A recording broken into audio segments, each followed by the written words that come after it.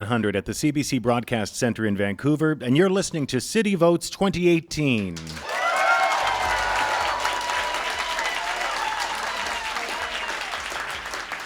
We have partnered with the University of British Columbia to bring you live our Vancouver mayoral debate just days before the 2018 municipal elections. Welcome to all of you watching on Facebook Live. I'm Stephen Quinn, the host of the early edition on CBC Radio 1, and I'll be moderating today's debate.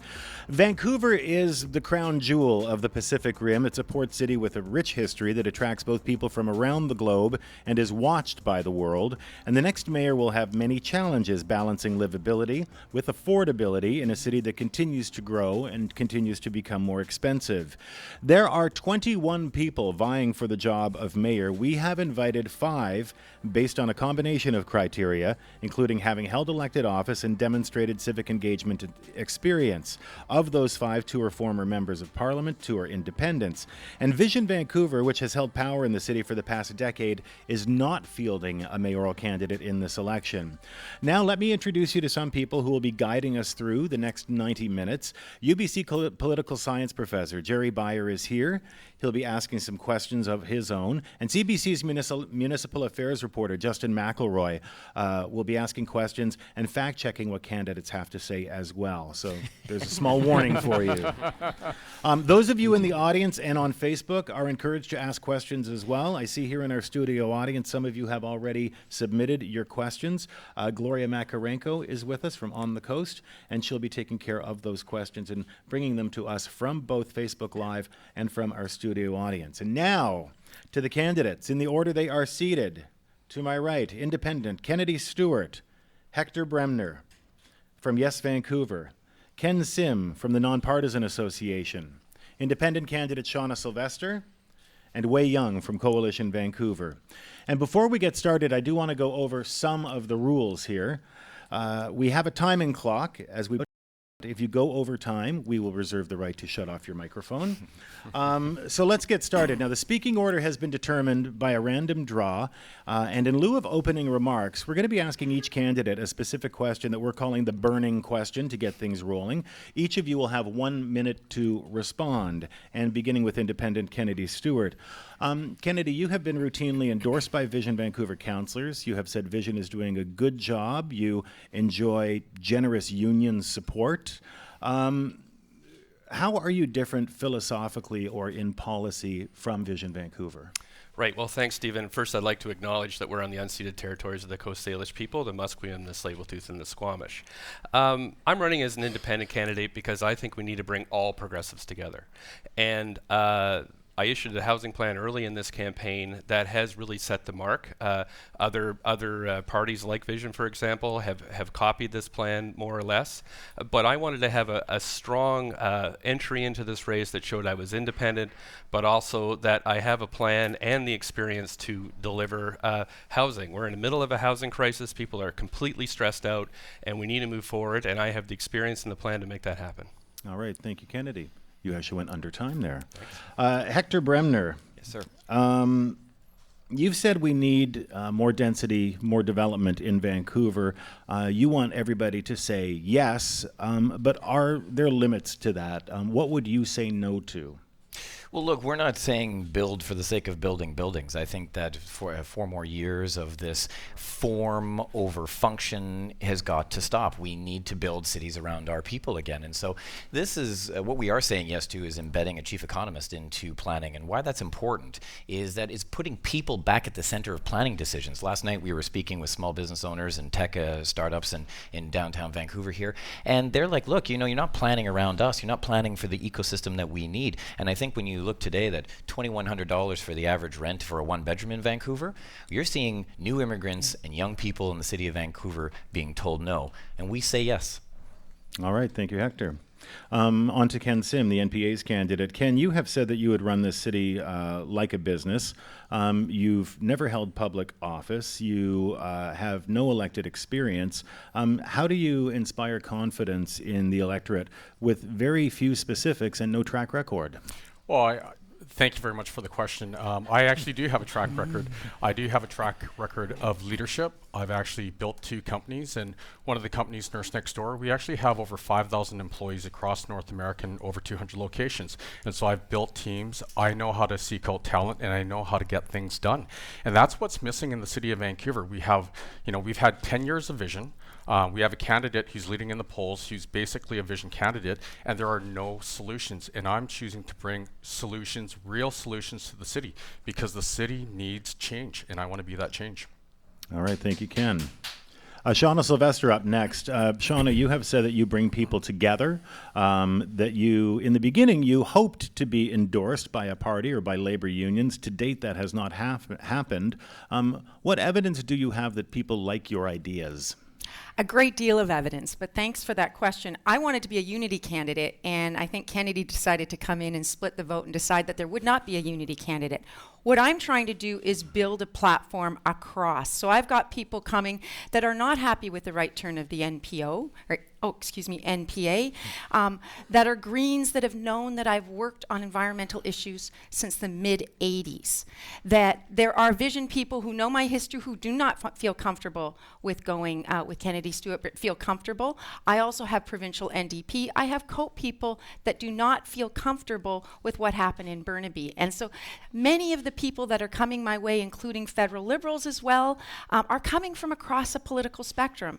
They don't want political parties as we have conventionally known them. They want an independent candidate who really has new ideas. Shauna Sylvester, thank you. And Wei Young from Coalition Vancouver. And Wei, you have said that people are scared to go to Vancouver. Your cost estimates for the removal of the Georgia viaducts and Dunsmuir viaducts are much higher than any numbers previously reported. Your estimates for the number of people who commute by bike are much lower than numbers reported. How, with discrepancies like that, how do you expect to win the trust of people in Vancouver? I think that everybody in Vancouver knows that City Hall is shrouded in ideology. We've had numerous people, current staff, past staff, that have come to us and given us their numbers. And so we're very confident of our numbers because of this information. We've had whistleblowers come at a rate that has been simply incredible. And they're looking forward to Coalition Vancouver leading at City Hall because they have told us that those numbers don't work. Let's take the viaducts, for example, Stephen. We have had the city estimate that taking down the viaducts is going to cost $300 million in 2013. In 2017, their figures jumped to $1.7 million, and that's in 2017. So we know that by the time we get there, and because I sat on the infrastructure committee of the federal government, things get more expensive. They don't get cheaper. So by the time we get there, it's going to be $4 million, $4.5 million, or even more. All right. Thank you, Wei Young. And that concludes our opening, and we're going to get on to the debate portion now. First, though, we're going to check with Gerald Byer from UBC and with Justin McElroy as well. Gerald Byer, did those comments leave you with anything to add or any further questions? Yeah, certainly. I think one of the things that seems fairly obvious from the way the polls are lining up and the candidates that we will have is that there'll be a fairly divided council. It won't be a council with a majority from one party or likely a majority from one party. How would you work? I think this could be to any of the candidates. Sure. Let Stephen steer. Mm-hmm. But how would you work with the divided council to bring in the plans that you have? Because I think everyone has plans, but how to get there? Let's just go once around on that very quickly. Kennedy, 30 seconds. Well, I'm already working with folks. I'm very good friends with Adrian Carr, and the Green Party's got fantastic ideas.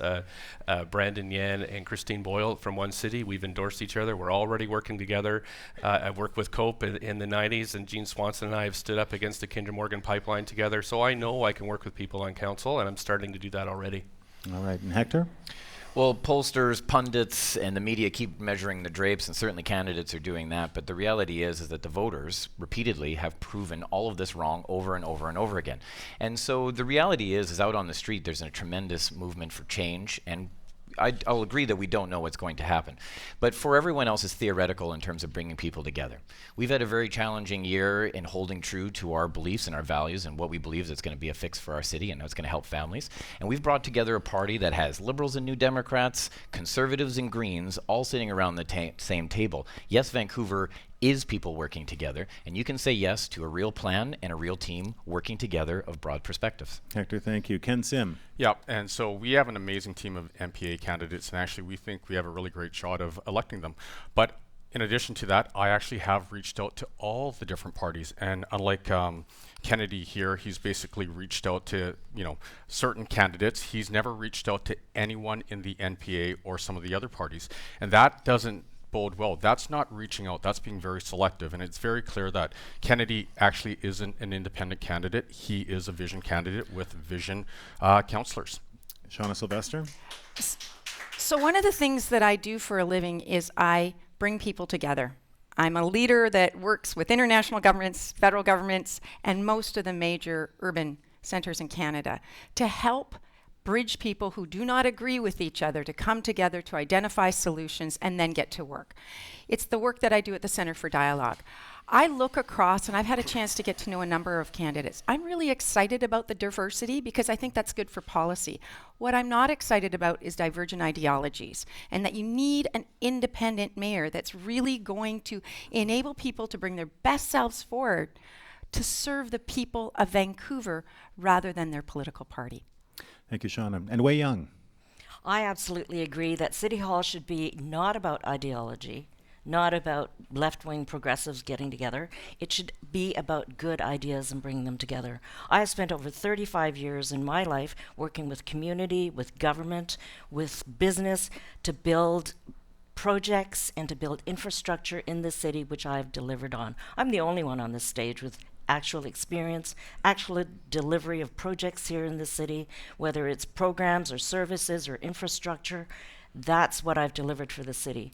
One of the things that people ought to know as well is I ran my own consulting business for over 20 years, and I specialized in the field of immigrant service and refugees. And this is a very diverse city. It's an extremely diverse city. So we need to have somebody who's got that experience, who knows how to bring those voices into the conversation. And that is time, Wei Young. Thank you. Gerald, thank you for the question. Justin McElroy, CBC's Municipal Affairs reporter, has a question as well. Yeah, I just noticed during the opening answers to the question you gave, Stephen, that Kennedy did not say anything specifically to the question of if there's anything philosophically or policy-wise that he disagrees with Vision Vancouver. So I figured I would give him one more time to answer that, or if the answer is no, to say no. Sure. So as an MP and professor and somebody who worked at the City of Vancouver, I did, when I was building my housing plan, look very carefully at what the city currently offers, what Vision currently offers. That's building 72,000 units over 10 years. I think we can get to 85,000 units, but double the number of affordable housing units built in the city. And that is a huge distinction between what Vision had planned and what they've done in City Council and what I plan to do if I'm mayor. Thank you, Kennedy. And thank you all for your answers and for the questions as well. Well, today's topic, of course, is housing. That will be the topic of this debate, and everything is on the table, from who can afford to live here in Vancouver, to rents, to homelessness, to making home ownership affordable, to regulating Airbnbs. This has emerged by far as the most important issue to people, and I just want you to hear a little sample of some of what we've been hearing on the streets. I've been here since 1971, and I don't think I'll ever own a house here. Most of the money that I make goes toward just paying for a place to rent out. But now I have my own place, but I think it's almost time to move away just because it's a grind every day trying to make ends meet. I'd love to stay in Vancouver. It's a beautiful city, and the reason we moved here is because of the quality of life. But I'm raising a 4-year-old, and it's getting harder and harder for family to kind of justify staying here. As we were crossing the borders, crossing over from the States into Vancouver, and the border guard said, like, oh, what are you coming here for? And we're like, oh, we're moving. And he said, oh, you'll never find affordable housing. You may as well just turn around. And there you go, some of what we heard on the streets of Vancouver. Now, we are hoping, as I mentioned, to avoid this becoming people talking over each other. And so we've got an interesting format for the debate today, and here's how it's going to work. In a predetermined order, one candidate will ask another candidate a question about home ownership, which is what we're going to talk about now. That person will have 45 seconds to respond uninterrupted. And then the gloves are off, and the two of you can debate for another 2 minutes without anyone else participating. If we do it this way, we should avoid the crosstalk, and by the second part of the debate, we will have had all of you having an opportunity to address each other on an issue. And again, the topic is housing, and we begin with Kennedy Stewart, who will ask Hector Bremner the first question. And Hector, when he's done, you'll be able to engage in debate. 45 seconds to respond, and then 2 minutes to engage in open debate. Okay, thanks. Hi, Hector. Good day, sir. How's it going? Through this debate, I've enjoyed getting to know you, and what I've really liked about our discussion is that you actually have a plan. You and I are the only two that are presenting numbers as to how the city can move forward. They're very different plans, but what I'm wondering is, why didn't you stick with the MPA, or why didn't they stick with you? And hopefully you can answer that for me. Well, we focused on this issue. You just heard callers, people trying to survive in this city, people trying to make it. Families like mine, my wife and I are raising 2 kids downtown here. And we are looking at our boys, and they're born in this city, and there's really no future for them. I get told repeatedly, some folks within some ideologies within the NPA, that they should move out of the city of Vancouver and earn their way back in, one person told me. I reject this philosophy. I believe that people, our heritage, our character is of being a welcoming city, a place where new immigrants, young people, and families like mine and yours should be able to make a fresh start here. And we need to make place for them, and we need to get past the old politics, but we also won't get there with incrementalism. And I think that we've taken a balanced approach. We said yes to a way forward. And feel free to engage Kennedy. Yeah, so the NPA's plan under Ken Sim is to build a million basement suites for all those tech workers to live in, and I'm wondering what you think about that. Is that really the way Vancouverites see themselves? Is that the vision that that people want to aspire to? Well, we agree on this, is that every time I hear 40,000 basement suites, it gets funnier every time I hear it. And, the reality is that it's trying to have it both ways. And that was a philosophy that actually was why we ultimately did get forced out of the NPAs, because we ran afoul of some of the donors that want to have it both ways. What they want to be able to do is campaign and say, look, we want more housing, but we don't want to change 76% of the city. We like the single-family detached home. We like the fact that we're sitting on $5 million in equity. We like the fact that things are the way it is. We like that tree. We like this garden. We like the way it is. But in the 21st century, we need to address the fact that we are operating on a 91-year-old plan. And we said yes to taking all the good ideas, bringing people together, stop playing politics, particularly in housing, and just get the job done. Can I just jump in? Yeah, that's where we're at. Yes, so my plan is to build 25,000 affordable housing units over the next 10 years on city land that are run by nonprofits. But I look at your plan; it looks less ambitious than that. Can you kind of explain where you have your numbers from, and how many people can expect to live in homes? Families that are making under $80,000 a year. How many homes will you provide for them? Well, you got to reread the plan, because tinkering around the edges of the vision plan is not going to get us I where put we're mine at. out first.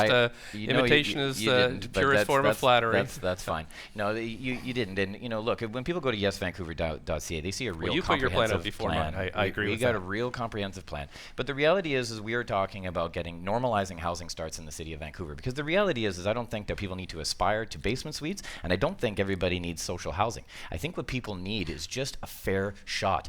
Everybody here is working hard. They're making money. They deserve a fair shot in the market, and you're not giving it to them, and Ken's not giving it to them. But yes, Vancouver will. And that is time. Thank you, Hector. And now it's Hector Bremner's chance to ask Ken Sim a question.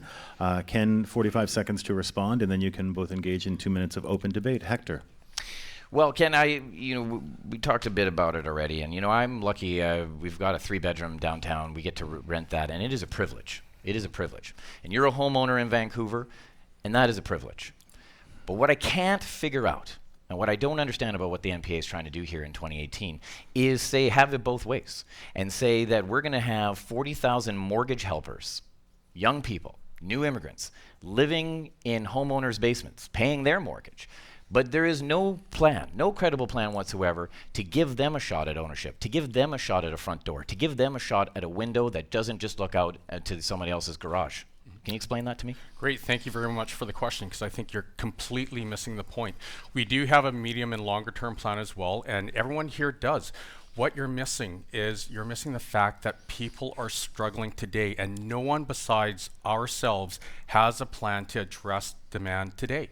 We can create almost immediate demand in basement suites throughout this city, and it will help our businesses. This came through consultation with experts in housing, with people at the city, with renters, and with homeowners. You talk to a senior who's getting pushed out of his or her home that they've been in for 40 years because their taxes have gone up. They need a mortgage helper to stay there.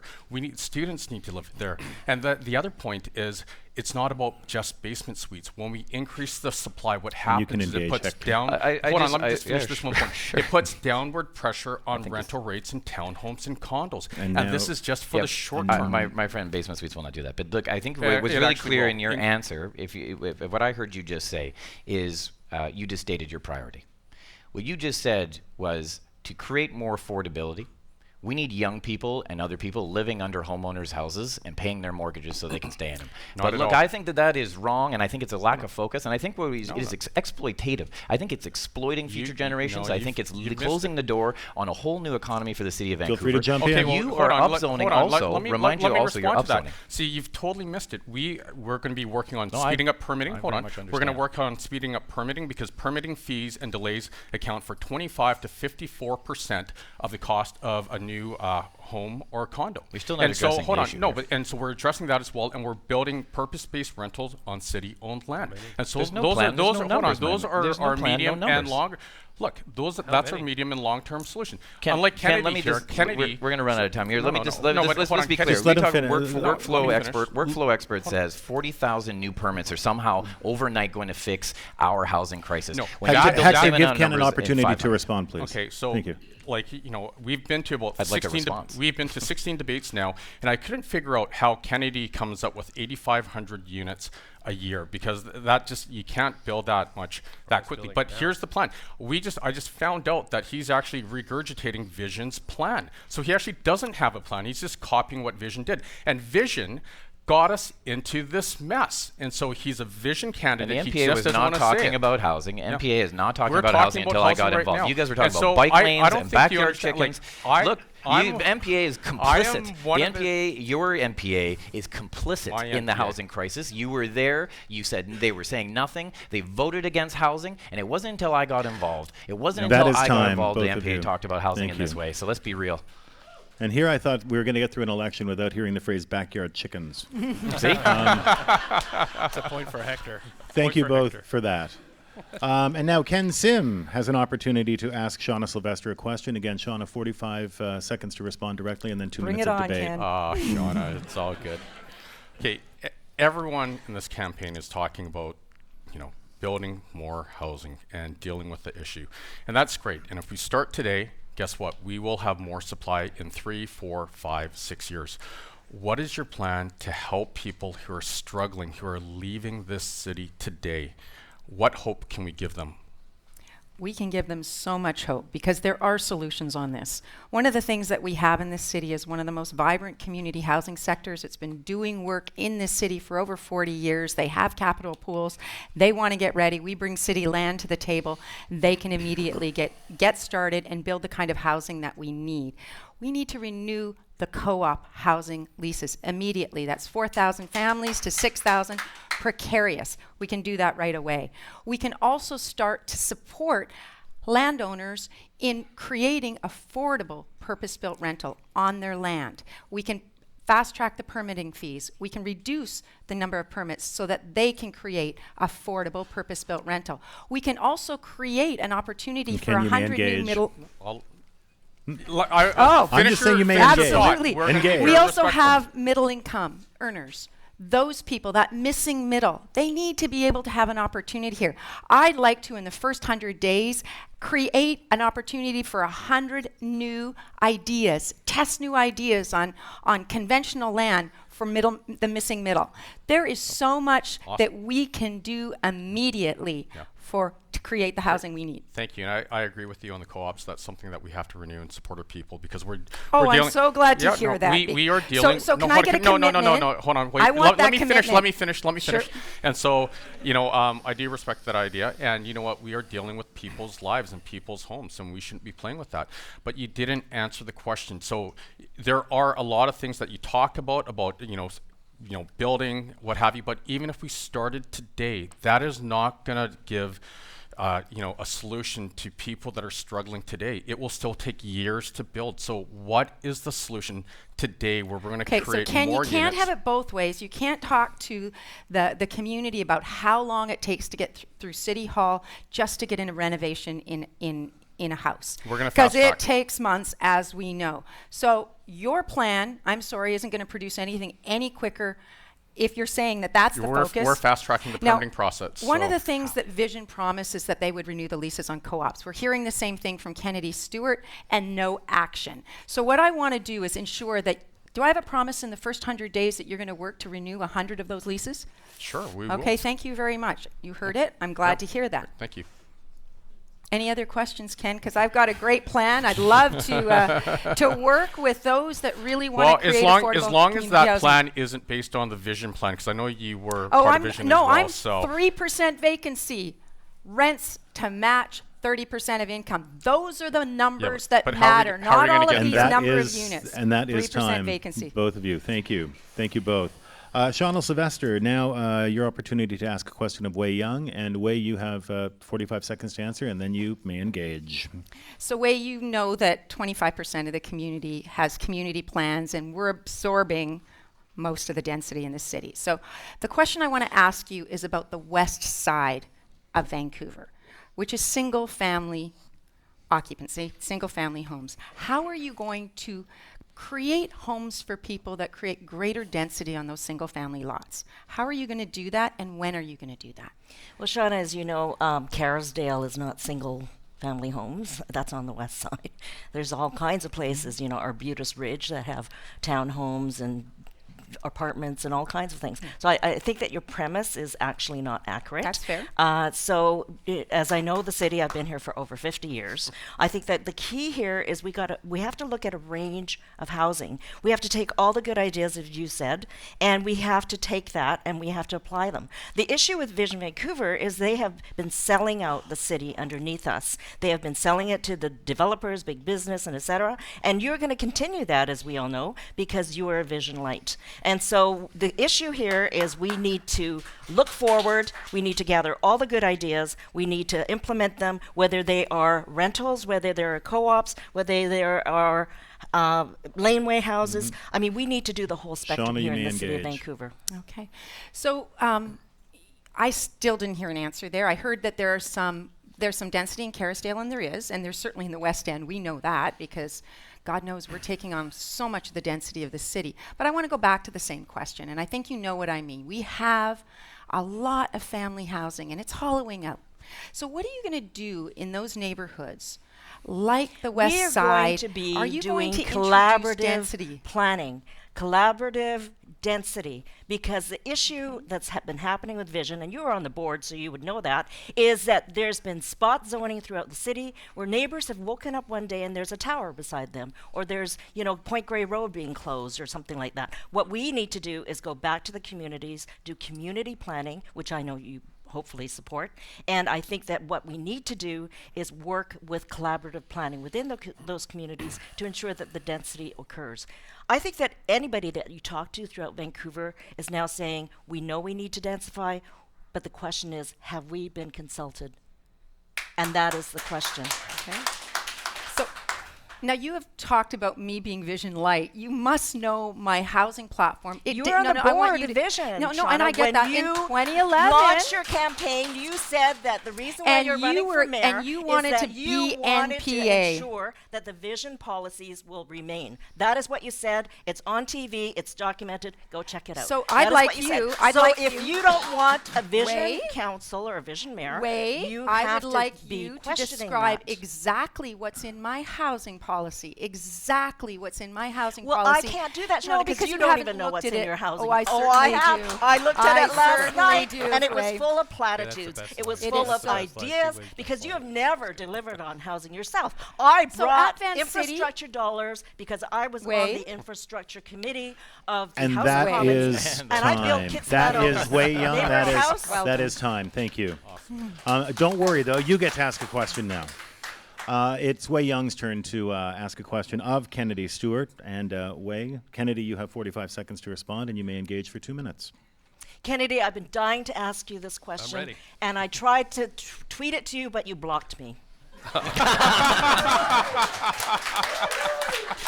There's two good lines. So I'm so glad I have the opportunity to ask it here and in front of everybody, because then I'll know you got my question instead of blocking it. My question is that you have already said that if you become mayor, you're going to triple taxes immediately. And you have presented a housing plan that has non-market housing that's going to cost the taxpayer $25 billion is what we estimate.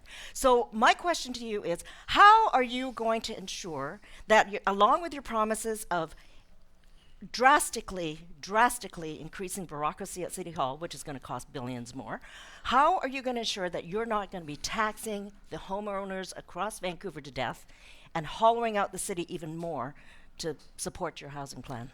Okay, so let me clear up the Twitter blocking. I actually blocked you when we were in Parliament together. You were defending Stephen Harper's policies, and I was standing for Jack Layton policies. And, you know, you kind of acted there like you're acting here, very, very aggressive and very regressive policies. Can you let Kennedy respond? Sure. So I have been blocking you for a long time. Sorry about that. I'll unblock you.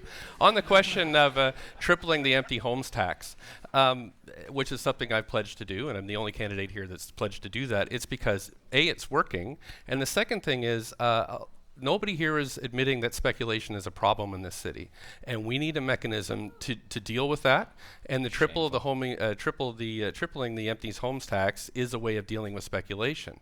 And the best thing about it is it goes away once it's done its job. That is absolutely not true, Kennedy, because you know for a fact that the empty homes tax is not happening. No, I do know it's working. Not it's already working. filled in It 1,300. is penalizing seniors. It's penalizing those who have had second homes for generations in their families. No, it's penalizing it is not speculators. working. The And other thing is, I have come out against the speculation tax. I Sure. mean, I am supporting the speculation tax You're because supporting it. we do know that there is speculation happening in the city, for sure. So you just want to keep it but not triple it. Is that what you're saying?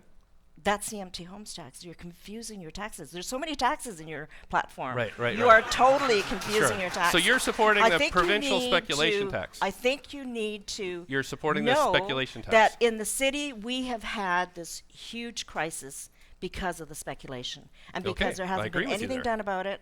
Except the empty and homes the tax. only answer that your government, the NDP, is doing in Victoria is to tax I'm a proud us Democrat, more. and That's they're their the only ones answer tackling for how to speculation. make more affordable housing. Let's tax us more. And I don't think that that's I where was elected Vancouver with needs Jack to Layton. be. You were elected with Stephen Harper. People can judge And we who's got the reduce best part here. taxes and we balance the budget. Absolutely. We reduce taxes and balance the budget. I'm talking about the middle homeowners We have here to balance our who budget. are trying It's a to law. Well, you know, It is. We can't run deficits in the city. And you know, and that's a provincial law. So of course we all can promise balanced budgets because we all have to deliver them.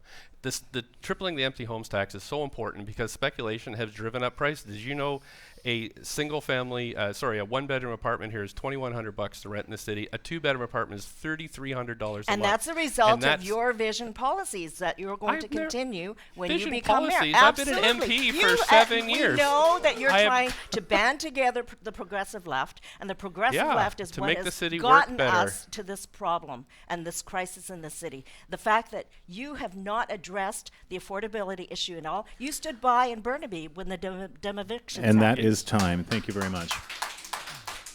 Thank you all for those questions and for the responses as well.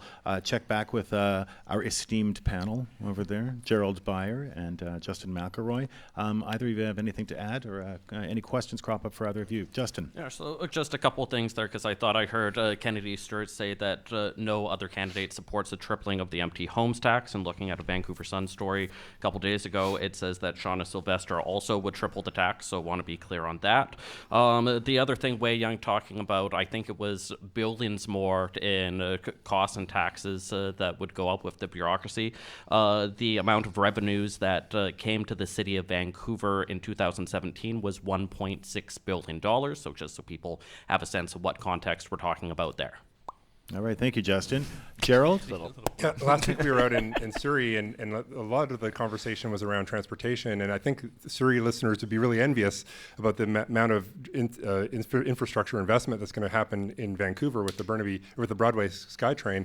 But I wonder how that affects your housing plan. I mean, we've seen speculation, we've seen density around those kinds of projects in the past. What would it change about your housing plan as it goes forward? Can we get a very quick reply, about 30 seconds from each of you on that? We'll begin with Wei this time. We're very excited about the subway line because it is going to absolutely change the transportation in the city and the ability of people to get out of their cars and travel in a more quick way. one of the key things that we are going to do is, again, neighborhood first. We're going to work with the neighborhoods that are going to be impacted by the subway line, and we're going to do that because of our learning from the Canada line. I mean, we know that we built it on budget and on time, which is a really great thing, but on the other hand, we had some negative impacts from businesses and families, and we're going to work with families to alleviate that. Thank you, Wayne. Shauna Sylvester, 30 I'm seconds. actually going to agree with Wayne and say neighborhoods first, that is a really critical part. I truly believe in transit center development, but I also think we have an opportunity along that Broadway subway, which will go all the way to UBC if I'm mayor, to really look at specific zoning, to really enable rental zoning, but also that place between Cambie and Granville, something like an innovation center for life sciences and health.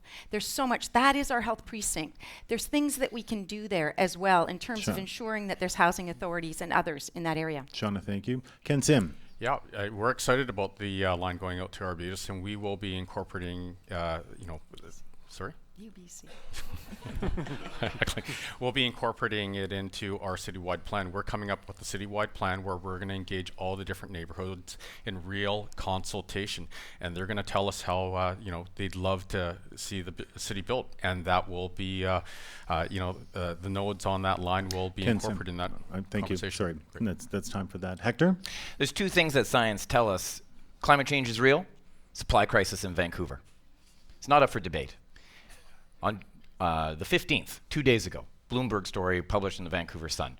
It showed unequivocally that speculation is not driving our market. We've been warned repeatedly by various academics, by various Canadian agencies telling Vancouver, stop playing politics with this, stop saying speculator, because it's not people that look like me or Kennedy or Shauna that come to your mind. This is a dangerous game we're playing. And we are not going to be able to whipsaw and drive wedges into community anymore. It's time to come together, and it's time for a real plan. Hector, that is time. Thank you. And Kennedy. Yeah, I absolutely will champion the SkyTrain to UBC. The problem is we're not going to get it built without federal and provincial money and money from UBC. And you need somebody in office that's going to champion this project, and I know how to do it in Ottawa for 7 years experience.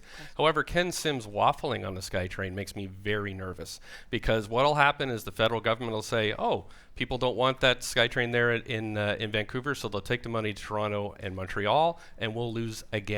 So we need a strong voice that knows Ottawa and will champion this project. There, Kennedy, thank you.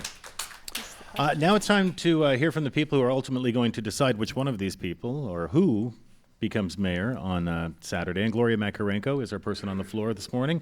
And Gloria, you've got a question there. Thank you, Stephen. Yes, I appreciate all of the questions and comments coming in on Twitter, on Facebook as well. We hope to get to some of those, but we have some engaged citizens with us here in studio. A question for our panel, and can you please direct it to the candidate that you think it most applies to? My question is for Kennedy Stewart. We see around the city with increased housing some of the cookie cutter approaches in terms of the architectures of many of the buildings. How do you balance with the increase in housing with the sense of keeping the character of the neighborhood? And if you could be specific in terms of a plan that you would like to see put in place. Great. Thank you very much. Helen, go ahead. We'll give you, he's directed the question to you, so you can answer the question fully. Okay. And we can let other people weigh in. Thanks very much for your question and your engagement. Cities are really, really important to me. My whole academic career has been around cities and making them livable for people. My PhD from London School of Economics is on cities. All my teaching at SFU is on that, and my writing. And so one of the people that's core to what I write and teach about is Jane Jacobs, who talked about making neighborhoods that work for people. And so what we have to do is to make sure that any new density that we have in the city as closely as possible matches the characteristics of the neighborhood. So if we have ground-oriented neighborhoods with extra density, will have to be ground-oriented. So it'll be different all the way across the city. And the way you do that, I did work in the City of Vancouver Planning Department. I worked on the last major plan that we had, City Plan, and it was all about engaging neighborhoods to make sure that you recognize the city that you're in, but it can be a place where everybody lives in. And that's what we need to do with this new affordable housing. All right. I'll give each of you just a quick second to chime in on this if you like. Ken, go ahead.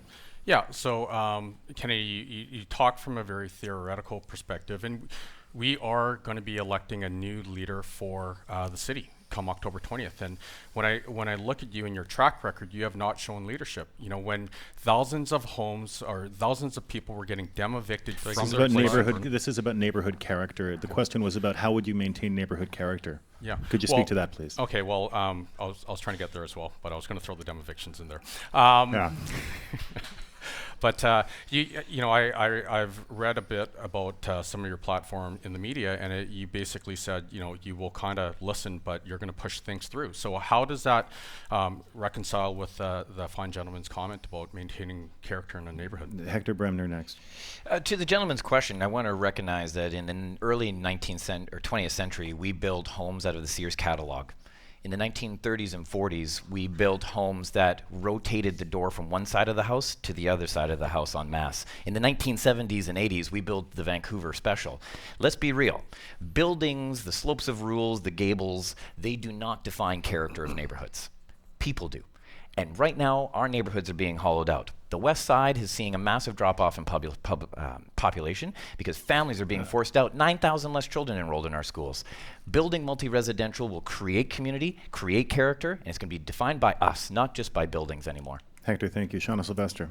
So in my platform, I talk about gentle densification, particularly across the west side, but a gentle densification that really meets the character of the neighborhood, that protects the canopy, but also builds out on the design. We have incredible architects in the city.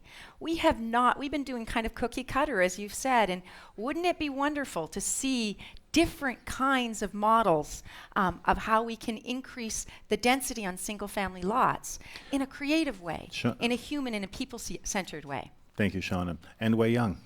I'm stunned to hear Hector talk about cookie cutter anything, because I am a lover of architecture. And so I disagree with you in the sense that our neighborhoods is what makes Vancouver what it is. The buildings make the neighborhood. It is what makes Vancouver special. So absolutely, we have to do collaborative neighborhood planning to get to the density that we need in the city. And I think people are ready for it, and they've been screaming for it, because with Vision Vancouver for the last 10 years, they haven't had that. They've had no say in what happened in their neighborhood. So under Coalition Vancouver, that's what we're going to do. Wei Young, thank you. Gloria, you've got another question there. Yes, we have another audience member here with a question. My question is for Shauna Sylvester. I went to the one-on-one meeting that you did last week at Vidges, and I wanted to make sure that I understood an answer that you gave. Mm-hmm. You had, from what I understood, if you have a single family home and you were going to develop it to a duplex or fourplex, if you would prefer if it was non-rental, non-market rental housing. If it's market housing, you will penalize it with a large community assessment. That's what I heard. Okay, so let's get really clear. We've had, the City of Vancouver has gone up and created this making home where they've upzoned everything. My biggest issue with the upzone is there's no affordability mechanism. All it does is it creates value for land owners. So what I'm saying is, if we're going to gently densify that part of town or any part of town that's sitting at single family, so we're going to increase that ratio, maybe it's 4, maybe it's 5. If you are a landowner and you choose to create purpose-built, affordable rental, then we're going to fast-track you through the permitting process, and we are going to reduce the fees you're going to pay. But if instead, because it's part of your pension plan perhaps, that you want to go market, you're a landowner, you can get to make that choice. But the value you've received in that upzoning is value you didn't create. We're going to capture some of that value in the form of a community amenity contribution like fee, and we're going to put that to affordable housing. That's the affordability mechanisms that we need. And we're going to, thank you, Shauna. We'll leave it at that for now, because it was a question very specifically directed toward Shauna. Gloria, thank you so much, and thank you to our audience members as well for submitting your questions. Thank you to those of you on Facebook as well. I'm Stephen Quinn from the Early Edition on CBC Radio, and just to let you know what you're listening to right now, this is a debate, the Vancouver Mayoral Debate, Vancouver Votes 2018. We have partnered with UBC to bring you this debate today on CBC Radio 1 and on Facebook Live as well.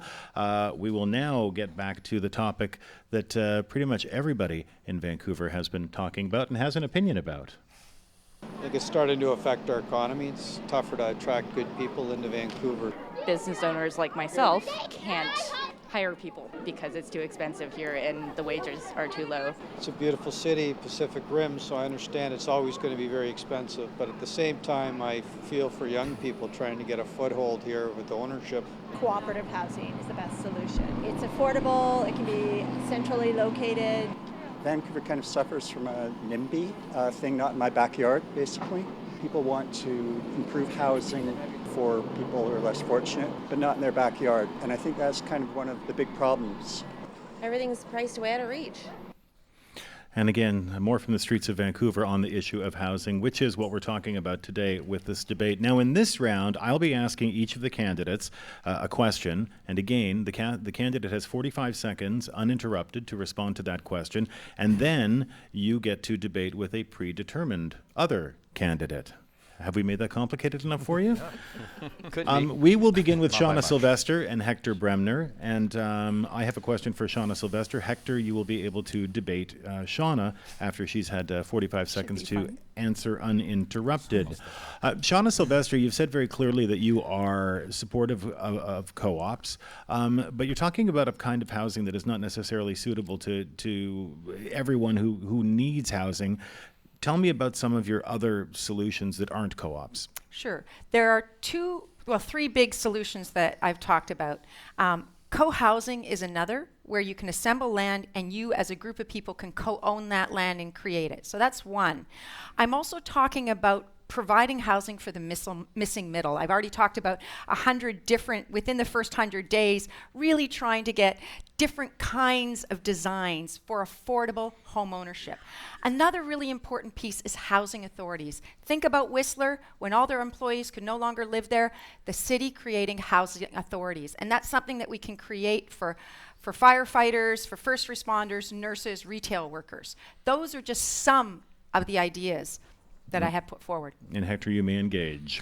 Well, I appreciate a lot of those solutions, and I think that I agree with a great many of them. My challenge is that just a second ago we were talking about creating more missing middle affordable housing in the city of Vancouver, but then you pivoted to some of the old tropes that are used in Vancouver to stop housing and saying that, well, if you change anything, you're just creating, speculative land value increases for homeowners. Or in a previous debate we discussed this, and while at one time we're arguing for more housing in more parts of the neighborhood, we're opposing things like duplexes. I think that we continuously see this kind of have it both ways, and the reality is that we already have a mechanism that Yes Vancouver has proposed to the previous question, that the Vancouver housing dividend will allow people to add more density and capture equity out of their home, downsize, stay in their neighborhood, create space for new families, and then this $200 million a year fund. So Hector, this isn't really a question. So what I'm going to suggest is you have I'm not supposed to ask you a question. My job is to debate the ideas. So I'm not here to ask you questions. What's core to the difference in us is one of the things I've loved about what you've done is you've had the courage to talk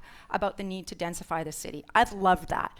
But the problem that I've always had with your plan is that it talks about supply without talking about affordability. That's or what totally Vancouver false. Shauna, please. No, please really. Please do not the word insult. affordability Do not insult in your? Do not But insult where me is the or insult the affordability? team that built this plan or I have the looked thousands through of it. people that support us. To read our plan and to make that, you've made this claim a bunch of times, and I really wish you wouldn't, because I think it's so unfair. I think it's so cynical. The reality is that we are the only people talking about real affordability in the city of Vancouver. We're talking about building tens of thousands of units of affordable housing for the people of Vancouver each and every year. Our Vancouver housing dividend will make sure a low-income family in the city of Vancouver will get $500 a month in a rent subsidy. I see towers when I read your plan. I don't Then you see didn't read it. sustainability. You didn't read it. We've said read 4 floors and corner stores in more parts of our city. Okay, I and like I think that part. You're trying like to that what part. you're trying to do is the typical fear-mongering of the And fact that that if a real is plan gets time. too cold, it's everything 60-story towers. It's not That is true time. Thank or you very fair. much. Now to a question for Ken Sim, and Kennedy Stewart will have an opportunity to respond. And Ken, you have come up with the idea and promoted it, the idea of 2 secondary suites per single-family home. This would require homes with a fairly large footprint to take advantage of building 2 suites, and it would require some regulation, some rewriting of regulations. How many homes would actually qualify to take advantage of that? How much housing would it actually create? 45 seconds, and then Kennedy, you have an opportunity to debate. Yeah, the great thing about this, it's optional. So there's over 40,000 homes in the city of Vancouver, and so it's not going to be every single home, and it's optional, so it won't be punitive. And so, you know, even if a couple of thousand homeowners or houses take us up on that option, the reality is we could create housing, almost immediate housing for 6,000 to 12,000 people. And that's the point of it. It's not, you know, this isn't our whole platform. When we spoke to the residents of Vancouver, people are struggling today and they need an immediate solution today, or they won't be here in 3 years when this housing gets built. And so that was the purpose of it, just to put some relief into the system as we figure out our medium and longer term strategies. Kennedy, you so may engage. I have a question about the long term. So I've laid out clearly, and you've attacked it time and time again, about my plan of building 85,000 homes over the next 10 years. Plan. And so I'm wondering what your number is. If you took away the secondary suites, these imaginary ones that are optional, what are your numbers over the next 10 years? Okay, give us a number. So give us a number. I'll answer that. So when you actually understand a bit about economics, what you do, it's a supply and demand thing, and it actually, what's your number? It actually, can I finish? It actually morphs over time, and so we let the market decide that. We provide a great environment where we'll speed up the permitting process. How many homes are going to be built? Do you know what demand's going to be over the next in 10 years? 2024? Do you know exactly what demand's going to be? How many? What's your target? So you're a business guy, number, you're an accountant. You tell me what the number I'll is. give What's you some your perspective. Number? Your plan, when we first talked about it. You can attack me all you want, but what's your plan? You're running to be mayor. No. You're running to be mayor. What we're going to do is we're targets. creating an environment where we So you have no plan. I don't heckle people. So what we do is we are going to create an environment where people can build faster. But no we plan. are going to build purpose-based rental on city-owned land. How many? One thing we won't do is when we're 25,000 building, we're not for going to me. stay What's your silent number? when people are demo evicted. Yeah, you 6,000 me all you people want, aren't but why going don't to you lose tell their me your homes plan? as we are building. That's What's your plan, Ken? You've had 2 minutes to tell us just a simple number. Yeah. Over the next 10 years, what's your projection as a chartered accountant? How many homes can you build in this city? What we're going to do is we're going to create an environment where people can without any build targets faster. Would you do that in your own business? Let me answer. Yeah. If you think that you can predict exactly what the number is going to be, hold on, let me finish. If you think that you can predict what demand's going to be in, let's say, 2022, and you think you can predict it now and build for that, that's completely the city foolish. Has that's a plan of 72,000 and you can actually, the Would city's you plan follow does that? not work. Look, we are in this situation now because the city's plan didn't work, and you regurgitated it. You don't even have a plan. And that is time. Thank you very much, both of you. Next up, Hector Bremner with Wei Young joining in. And so the question is for Hector. And Hector, you have 45 seconds to respond. And Wei Young, you may join in after 45 seconds for 2 minutes. Hector, you have said that the city's housing plan is outdated. You've said it again here today. You have been a councillor for just, a few days over a year now, I guess. You've been sitting on city council. Is that right? What do you know that everybody else in the NPA and all other previous politicians have missed? Well, it's not that they missed anything, it's what they ignored. Let's be real. Like, there's nothing particularly earth-shattering about understanding the fact that we are operating on a 91-year-old plan. Sure, there's been tinkering around the edges, but let's be real. This is about politics. You've heard Ken today try to have it both ways. We've heard Shauna try to have it both ways. We've heard Kennedy try to have it both ways.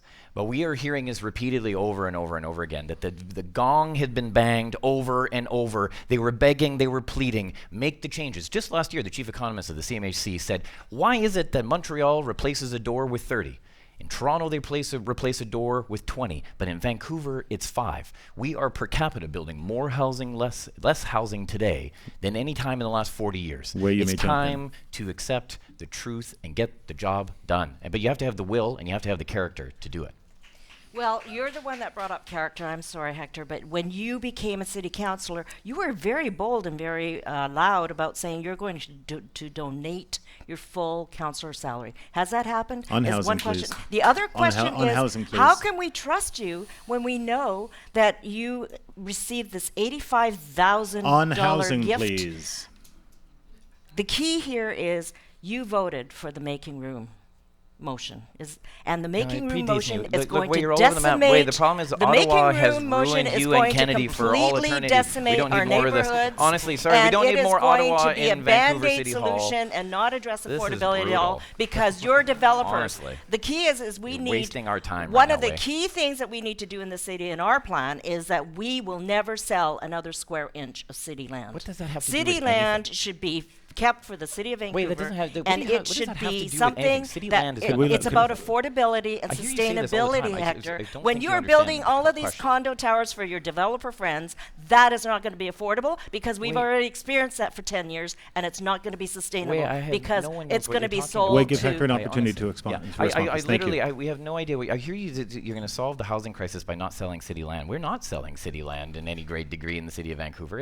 I have no idea what this is what you're even You've talking been about. selling it 25 cents on the dollar to all of your developer We've friends, heard this. and that is You've going to made a continue rambling with you as series of mayor, and throwing things out there. I that's understand. not true, and you know it. I understand Okay. that you need to throw a bunch of So stuff out there, but look, that's the way things are done You in can say that Ottawa. about throwing but things is out there Vancouver's- because that's the only thing that Excuse you me. have to say. Excuse But me. the thing is, how are you going to make it Excuse affordable? me. Wait, thank you very much. Okay, so when we talk about these things, look, Vancouver City Hall has been bogged down with exactly this. It's a circus. Of I which sit in you've that chair in been the last a part year, of for and the it last is a circus. year, And we say yes for to the taking last all the year, good ideas, and that's bringing all you've people done. together. And that is vote for making the job time, done. both of you. Thank you.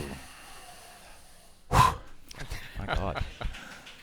The next question is for Kennedy Stewart, and Shauna Sylvester, you can engage Kennedy after he's answered it. And again, it is about something we've been talking about just a moment ago, which again, Kennedy, because I don't know that there's been a satisfactory answer yet.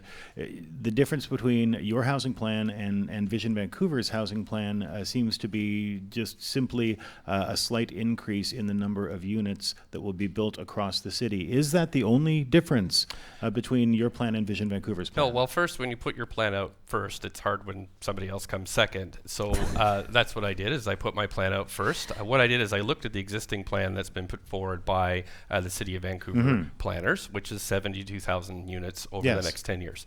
And then I said, I worked with a housing team of experts, and we thought we could get it up to 85,000 units over 10 years, but with a much bigger focus on the affordable housing. So double the number of affordable housing units run by nonprofits on city land that are affordable rental over the next 10 years. And that is a huge difference. It's a complete shift of focus.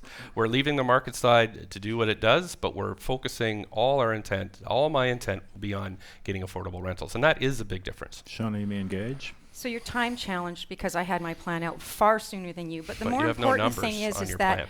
we've You have already no seen numbers. Vision go through this over and over again. They keep saying this is the number of units. We're going to prescribe this. We're going to prescribe this. And what's the goal? What are you shooting for? What is it that you're trying to achieve? 85,000 units over the next 10 What years is that the going goal. to do? Does that give us affordability? It helps. It helps. That's not good enough. But you don't have what any plan, is the Shauna. goal that you are trying to achieve for this city? Yeah, I'm trying to Are make you it. trying to get to 3% vacancy? Are you How do you trying get to match 3%? 30% So how many income? units would you have to build to get to 3% I'm vacancy? not going to do that because that is what Vision has done for so many years. That's what the Affordable Housing Task Force did, and look at where it's got us. But this is but not Shauna, okay, you were Kennedy. you helped No. found Vision. You go to the AGMs. I mean, you Kennedy, are part of their planning Kennedy, process. And so I left in what are your 2011 numbers? because the plans were like you're putting forward. They do not You're work. just What, like are you going Ken to keep Sim. going on the arterials too? You're just just keep like going Ken higher Sim. and You higher. won't actually give any numbers. Create really difficult places Nice for stories, people to live. but you actually have but to Kennedy, have all you a could do plan. is take the Vision plan and say, "Oh, I think I'll add 10,000 there and What- call it Shauna, a day." what are your numbers? And look at What- where we are. You need a target. If you've been This in is any not organization, leadership, you have Kennedy. to say you need a target. So my target is So very what is clear. your target? 85,000 And how is that units going to over- get us to affordability, because Kennedy? we'll have 25,000 new And is affordable that enough? homes. Is that going to get us to what the city needs? Is it Let's going to hear get what us you've got to family say. housing? Is it going to get How us many? seniors? Is How it going to many get will us you care? build? How many will you build? I am going to create the kind of housing So and support is it going others to be until more we or get less to than the current plan? It's a simple question. More or less than the current plan? 3% vacancy. More or and less- when our more or less rentals than the current match plan. 30% What- income, just answer. that's a real plan. But answer. I'm actually just curious about what 3% vacancy would mean in terms of increased housing. So Do we there's know? two pieces of that. 3% vacancy We have to get to that, and we have to get to rentals matching 30% how of many income. do you have That's to build to get affordability. there? Those are, I'm going to create until we get there. Okay, we're out of time on that A one. million units. So I just ate If that's what it takes, Kennedy. Oh, okay, a million units. I ate up 10 seconds of your time. Okay. Thank you. And next we have a question for Wei Young, and Ken Sim, you will have an opportunity to respond after Wei is allowed to speak for 45 seconds uninterrupted. Wei, you've said that you want to build purpose-built rentals. You've made a point of that. How do you entice developers to build purpose-built rentals if you want to protect city land, as you said you have? How do you do that without city land? How do you entice developers to build purpose-built rental? Well, Stephen, we all know that just next door at UBC, they've been doing it for a long time and very successfully. So what we will do is we will not sell another square inch of city land under Coalition Vancouver, because Vancouver land should be for Vancouverites. It should not be sold underneath us to developers so that they can then flip properties and do all of this. That is the only way that we can capture affordability and sustainability. In terms of the purpose-built rentals, we are going to be leveraging that through zoning, through tax incentives, through policy, through working with builders and developers to ensure that that happens, and it happens around transportation hubs, because we know that renters need access to transportation. And so that, Broadway line is going to be a great example of that, where we're going to be able to put that into place. Ken Sim, please, you can jump in. Yeah, I'm not going to debate. Like, I don't pick fights for the sake of picking fights. I agree with Wei. We've actually worked with the people behind the UBC Trust, property trust model, and it makes sense. So we're in agreement here. We are not going to sell city-owned land. It's part of our medium and longer-term solution. To give you some color on what they did. Can I, since you're talking about it, and I think that that's wonderful, and you agree that's wonderful too, are you going to then make a commitment here now to say that the NPA and you as mayor will never sell another square inch of city land? Absolutely. I've already said that about 16 times in our debate. So. So I'll say it again, we're not going to sell city land as long as I'm mayor, because the city-owned land belongs to the people of Vancouver for because the that's long not term. what I heard previously. Well, that might have been you putting your spin on it or something. But I'm not putting a spin on it. This is the first I've heard in all of the debates. You know what? Go back to all the other debates. You can a lot of them have been videotaped, so it's all good. If I could just jump in and go back to the original question, Wei, because I haven't heard an answer yet, which is how do you entice developers to build that purpose-built rental housing? Through zoning, through tax incentives, and we're going to set a goal. For example, we know that for a renter, it's for a builder, it's very attractive, for example, for them to make a 10 or 15% return on that. So if we do sort of a leasehold for maybe about 30 or 40 years, then they can make that 10 or 15%. We've crunched the numbers. We know it can happen. And so then those units can be reverted back to ownership at the city. So and that is how we're going to have affordable, sustainable housing. Because when you look at international cities, Stephen, around the world, Hong Kong, Singapore, etc., how do they maintain rental affordability? So maybe I'll answer the question. What we're going to do is we're going to be working with the province, the federal government, not-for-profits, and the private sector to build like they did at UBC, and it was a successful model. And I think I've already said that we're going to be doing that. That is time, both of you. Thank you very much. Appreciate that.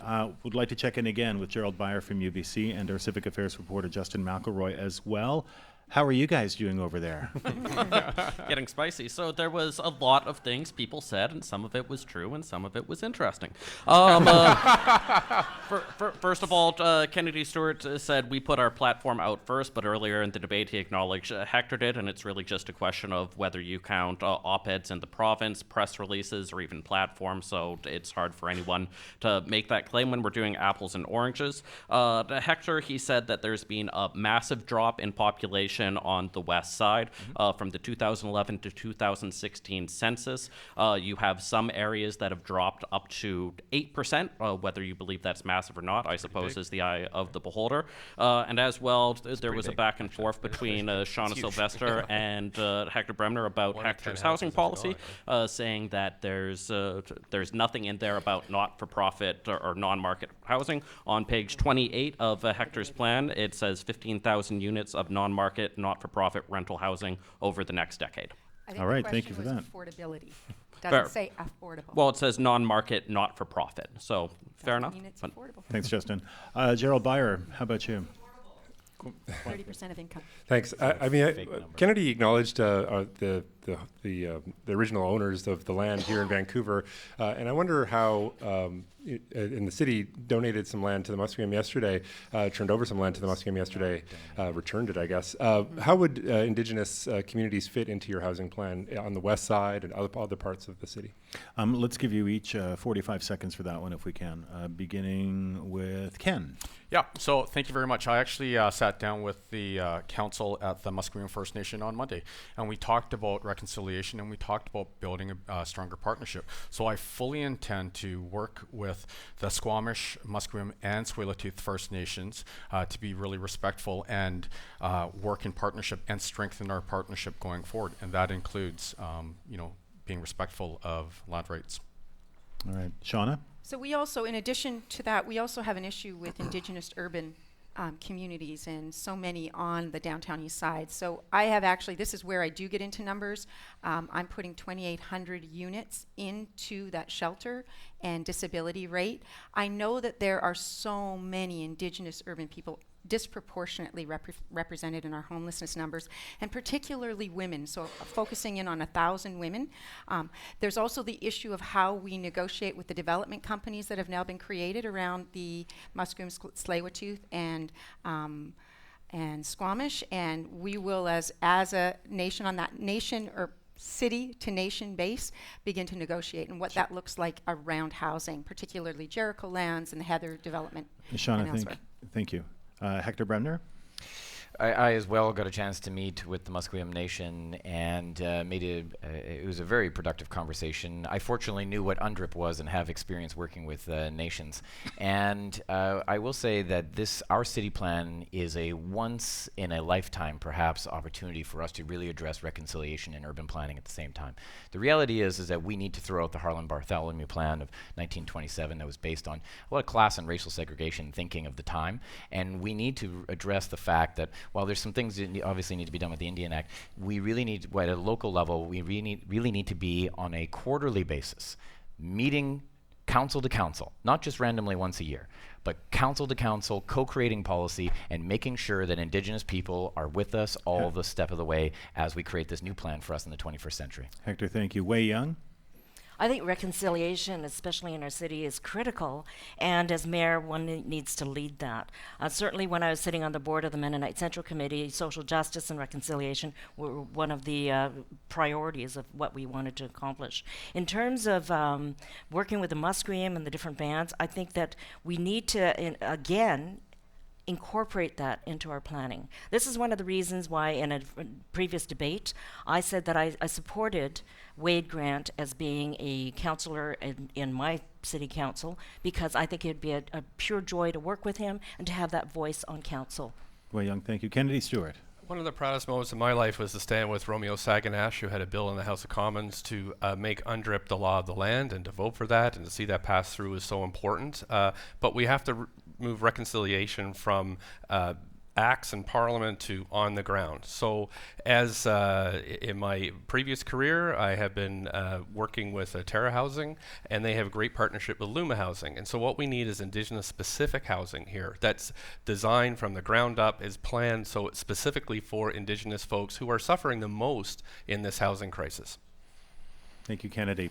And now Gloria Makarenko joins us again, and we've got, time for a few more of your questions. Yes, we from do the indeed. audience. I wanted to follow up, first of all, Stephen, on something. It just came up in the back and forth here, and someone from audience yelled out, what is affordable? And we have Alexis on Facebook asking, well, the candidates have been consistently echoing the need for affordable housing in terms of the rental market. What amount per month does each candidate think is affordable? Shauna, you were saying 20% of 30% of your income, and so you need to really look at those that are under, those that are living under the poverty line. You really need to focus in on social, affordable, purpose-built rental, and there may be supports as well. I'd like to hear just a line from each of you. Sure, What that'd is be great. affordable? 30% of income. I think affordable is $1,500 at a bare minimum. And we have a Millennial Plus program that's part of our platform where people can buy units, micro units granted, at $300,000 for $1,500 a month. Okay, Ken Sim. Yeah, there's a wide range. It depends on the family makeup and what have you, but 30% is a number. Hector Bremner. It's important to understand that that 30% number is not achievable, and B, it comes from a 1969 study in the United States where they arbitrarily found that 25% of people, 25% of income for people living in social housing in the East Coast of the United States in 1969 were paying 25%. In the 1980s, they said it was going to be 5% more. That number's not been touched, so it's hard to say that that number reflects today. But what is the best metric to understand if affordable is happening in your city? It's whether or not your small businesses are finding employees, whether you got 9,000 more children or less children in 10 years in your schools, and whether or not you have a 30% drop in homelessness or increase in homelessness. A one-bedroom apartment in Vancouver, what is affordable in your view? Well, it's not $2,100, but I want you to understand. Well, what is it? Again, it's going to depend on your income. Listen, policy often gets drilled down into these numbers, and I want this to be really clear. This is where we fall off track. We start committing to political numbers. And maybe it's the right number, maybe it's the wrong number. But look, it's not $2,100, and maybe it's $1,500, maybe it's $900, but we won't know until we build the purpose-built rental that we need in this city, and we do it with our 3-year market correction plan, and we will adjust it in 3 years. Kennedy Stewart, how do you define affordable in rentals today? Yeah, well, when I was a professor at Simon Fraser, I worked with the United Nations to develop urban indicators, and the standard measure at the UN level is 1/3 of household income is what affordable is. We are so far away from that here, and only my plan will get us much closer to that. Thank you very much. Well, we have an audience member here with us now with a directed question. Please go ahead. Sure. Thank you. Christine Boyle from One City. So my question is for Ken Sim. I'm wondering what you say to renters who want stable and secure housing and not just more insecure basement suites and secondary suites. Thank you for the question. So I'm going to give you some context here. I'm the son of immigrants. And I went to 5 elementary schools in 7 years, not because we were flipping real estate. It was because we couldn't find affordable rentals. And so this is this is very personal for me. And this is why one of our solutions is the 2 basement suites. It's not sexy. Hold on, I want to answer your question respectfully. The problem is we need supply now.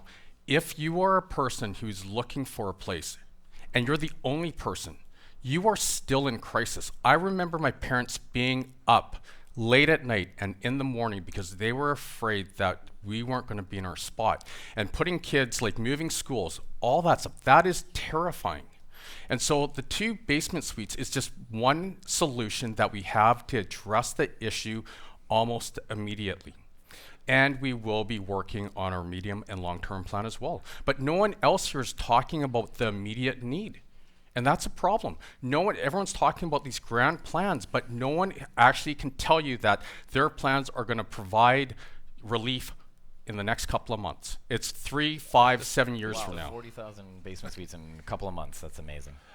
Thank you. We're going to move on. You have a question.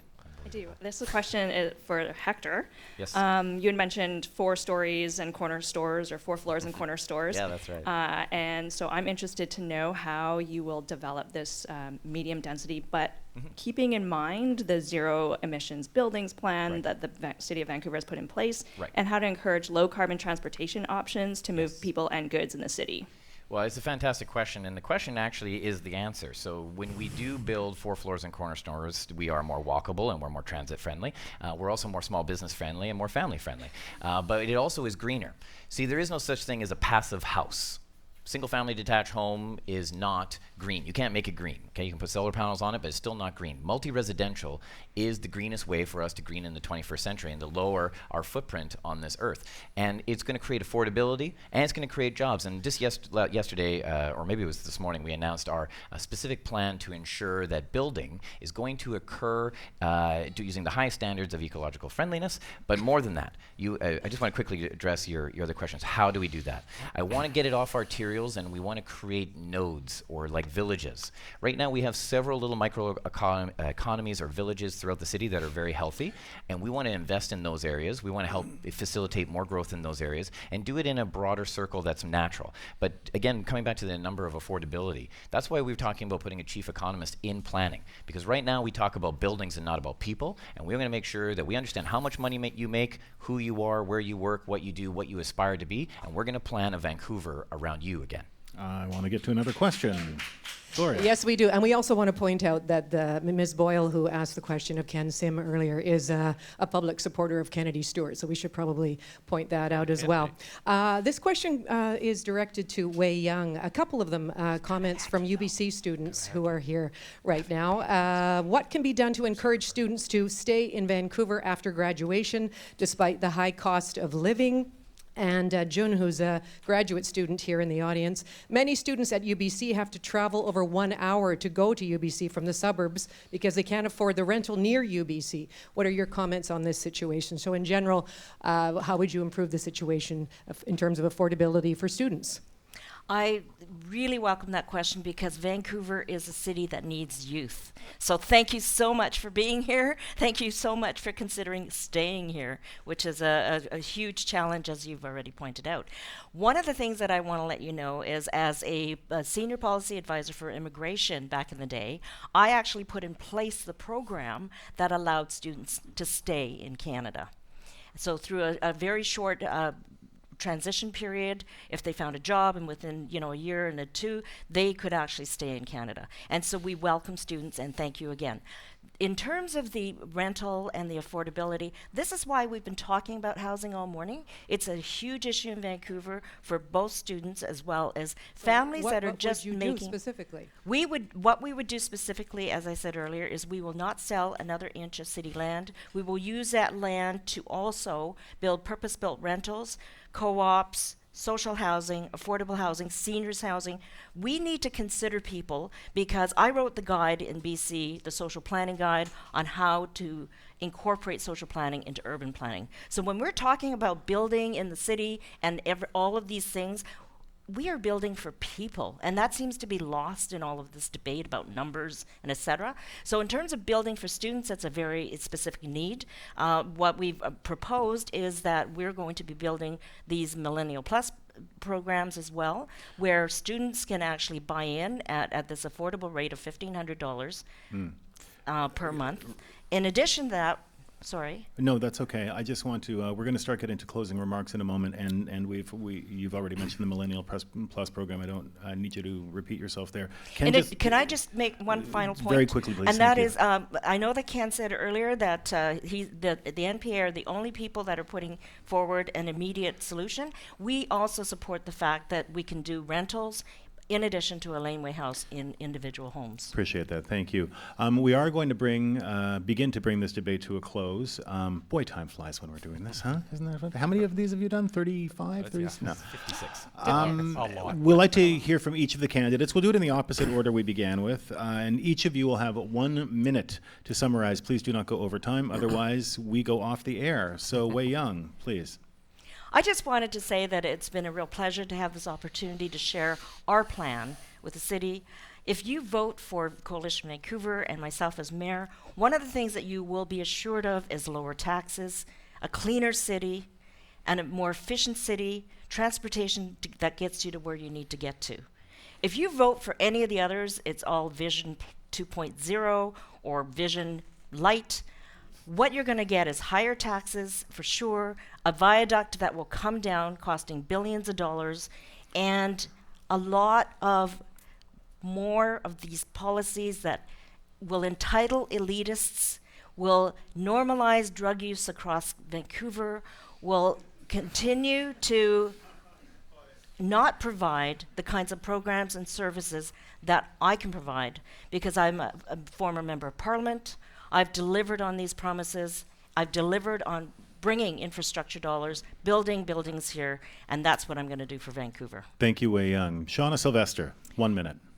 There's a movement going on across this city, and it's a movement of people that want to feel free of just the narrow strictures of what political parties provide. They want to engage in the city. They want to come back to the city. They want to come back and bring solutions, and they want us to stop the hemorrhaging. They want to stay. This is a historical moment. We've never had a female leader. We've never had an independent that really wants to focus on bringing people from across the political spectrum together to really get to work to solve the problems for the people of Vancouver. This matters. Who gets to stay in this city matters. Who's this city for matters. On October 20th, vote for Shauna Sylvester, an independent candidate for mayor. Ken Sim. Great. It's obvious we need change. After 10 years of vision, housing affordability is worse, traffic congestion's worse, homelessness is worse, and our businesses are suffering. Kennedy Stewart is the de facto vision candidate. His plans are the same. He's a tax and spend guy. At the end of the day, he doesn't show leadership. When he had a chance to step up for 6,000 people that were being evicted in Burnaby, he remained silent. And to show leadership, the campaign finance rules, the spirit of the intent is to ban unions from contributing, and guess what? He's not showing leadership. He's going to show leadership after. Myself, I'm the only person on this stage who's run a large, complex organization with thousands of employees. I'm also a chartered accountant. So with myself and our great NPA team, we'd love to be the change that will turn this ship around, because we can turn it around. A vote for anyone else but myself is basically a vote for vision and 4 more years. Thank you. Thank you, Ken. A vision. Ken Sim, thank you very much. Hector Bremner. This election is so much more than what Ken and Kennedy are talking about. It's not a choice between passing the baton, 4 more years, or going back to how it helped us get here as well. It's time to say yes to the future. I'll say that I am so humbled to sit here. When I got here in 1996, I was homeless. And to sit here and to be on this stage with you and have this conversation is such an honor. And it's now time for us to select somebody that really is putting people first again, making humans the center of policy making it again. Not buildings, not politics. We don't need to stay in their world. It's our city. There was a study that I was reading this morning in the United States that looked at partisanship in the United States. The hardcore Republicans and Democrats are only 14% of the population. The truth is probably the same here. There's more of us. There's more of us that are willing to say yes. There's more of us that are willing to get the job done. Say yes, Vancouver. Thank you, Hector. And finally, Kennedy Stewart. Thank you. Well, it was really an honor to serve as a member of Parliament for 7 years. I was elected with the great Jack Layton, who taught us about optimism and hope and never let you tell you it can't be done.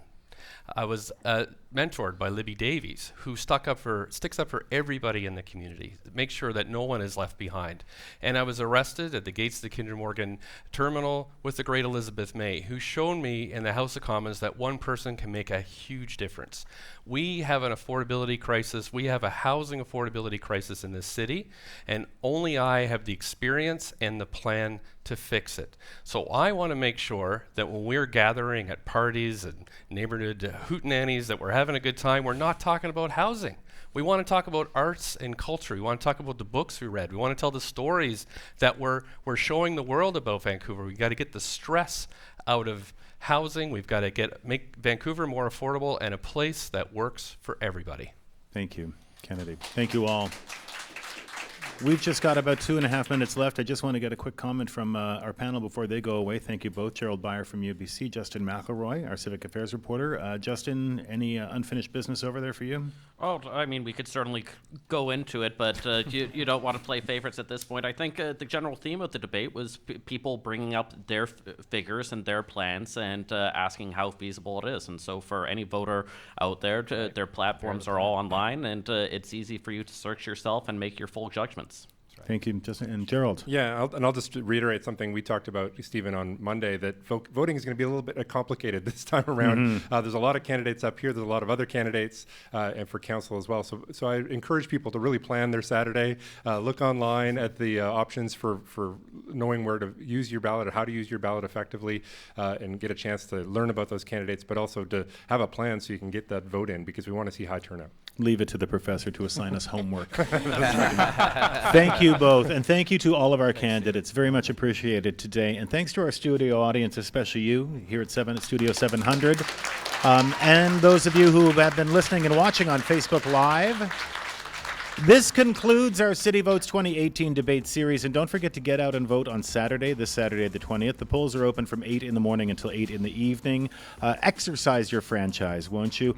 We will be here with a live special on CBC Radio 1 beginning at 8 o'clock after the polls close. That's 8 p.m. And I'd like to take some time to thank all the people who helped put this together today.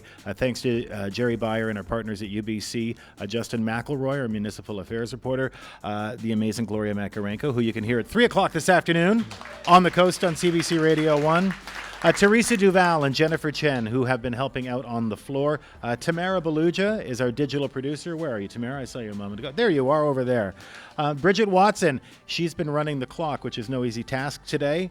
And our technical team of Ray Wong, Mark Fairfield, and Matthias Wolfson. And in Studio 10, Ross Bragg, who's back there. Karen Burgess and Joan Marshall produced the special today. Thank you so much for listening. We'll see you on Saturday.